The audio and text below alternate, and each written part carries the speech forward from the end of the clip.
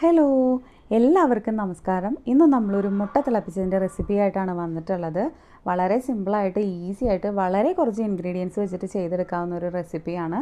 അപ്പോൾ ഇതേ നമ്മൾ സ്റ്റൗവിലേക്ക് പാൻ വെച്ച് കൊടുത്തിട്ടുണ്ട്. പാൻ ചൂടായപ്പോൾ വെളിച്ചെണ്ണ ഒഴിച്ചു കൊടുത്തു. ഇതിലേക്ക് കുറച്ച് കടുക് കൂടി ഇട്ട് കൊടുത്തിട്ടുണ്ട്. കടുക് നന്നായിട്ടൊന്ന് പൊട്ടി വരുമ്പോഴേക്കും ഇതിലേക്ക് നമ്മൾ ചേർത്ത് കൊടുക്കുന്നത് ഒരു വലിയ സവാള അരിഞ്ഞത്, ഇഞ്ചി, പച്ചമുളക്, കറിവേപ്പില എന്നിവയാണ്. അപ്പോൾ അതിട്ട് കൊടുത്തിട്ട് നമുക്ക് നന്നായിട്ടൊന്ന് വഴറ്റിയെടുക്കാം. അപ്പോൾ നമ്മളുടെ ചാനൽ കാണുന്നവർ നമ്മുടെ വീഡിയോസൊക്കെ കാണുന്നുണ്ടെങ്കിൽ ഇഷ്ടപ്പെട്ടാൽ മറക്കാതെ എല്ലാവരും നമ്മുടെ ചാനൽ ഒന്ന് സബ്സ്ക്രൈബ് ചെയ്ത് സപ്പോർട്ട് ചെയ്യണേ. ഇനി ഇതിലേക്ക് നമ്മൾ ആവശ്യത്തിനുള്ള ഉപ്പ് ചേർത്ത് കൊടുക്കുന്നുണ്ട്, മഞ്ഞൾപ്പൊടി ചേർത്ത് കൊടുക്കുന്നുണ്ട്. ഇതിനെ നന്നായിട്ടൊന്ന് വഴറ്റിയെടുക്കാം.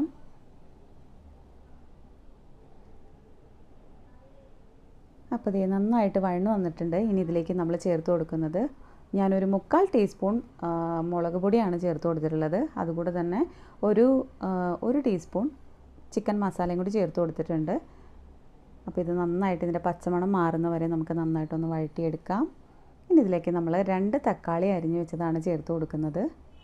അതോട് ചേർത്തിട്ട് നന്നായിട്ടൊന്ന് മിക്സ് ചെയ്തെടുക്കാം. അപ്പോൾ ഈസി ആയിട്ട് ചെയ്തെടുക്കാൻ പറ്റുന്ന ഒരു മുട്ടക്കറിയാണ്. അപ്പോൾ തക്കാളിയൊക്കെ നന്നായിട്ടൊന്ന് മിക്സ് ചെയ്ത് സോട്ട് ചെയ്തെടുക്കുന്നുണ്ട്. തക്കാളി നന്നായിട്ടൊന്ന് വെന്തുടഞ്ഞ് വരട്ടെ. അപ്പോൾ അതുവരെ നമുക്കിതിനൊന്ന് മൂടി വെച്ച് കൊടുക്കാം. അപ്പോൾ ഒരു 2-3 മിനിറ്റ് കഴിഞ്ഞിട്ടുണ്ട്. നമുക്കിതൊന്ന് തുറന്ന് നോക്കാം. തക്കാളിയൊക്കെ നന്നായിട്ട് വഴന്ന് വന്നിട്ടുണ്ട്.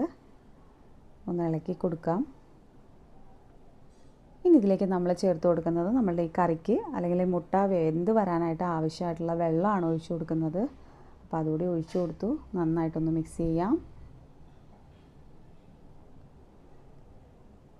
ഇനി ഇത് നന്നായിട്ട് തിളച്ച് വന്നിട്ടുണ്ട്.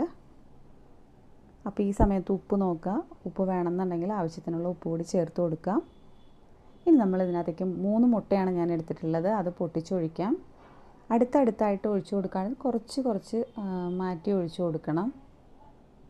അപ്പോൾ ഇതേ നമ്മൾ മുട്ടയെല്ലാം ഒഴിച്ചു കൊടുത്തിട്ടുണ്ട്. ഇനി ഇതിനെ നമ്മൾ ഇളക്കുകയൊന്നും ചെയ്യരുത്.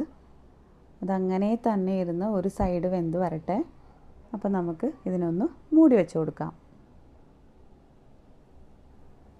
അപ്പോൾ 2-3 മിനിറ്റ് കഴിഞ്ഞിട്ടുണ്ട്. ലോ ഫ്ലെയിമിലാണ് ഇട്ടിട്ടുള്ളത്. നന്നായിട്ട് തിളച്ച് വന്നിട്ടുണ്ട്. അപ്പോൾ ഒരു സൈഡ് വെന്ത് വന്നിട്ടുണ്ട്. നമ്മൾ അത് പൊട്ടിക്കാതെ നമുക്കതിനെ ഒന്ന് തിരിച്ചിട്ട് കൊടുക്കാം.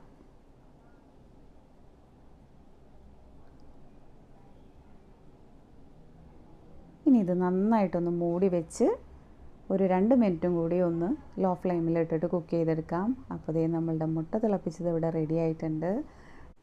ഇഷ്ടപ്പെട്ടാൽ മറക്കാതെ എല്ലാവരും സപ്പോർട്ട് ചെയ്യണേ. അപ്പോൾ എല്ലാവർക്കും താങ്ക് യു.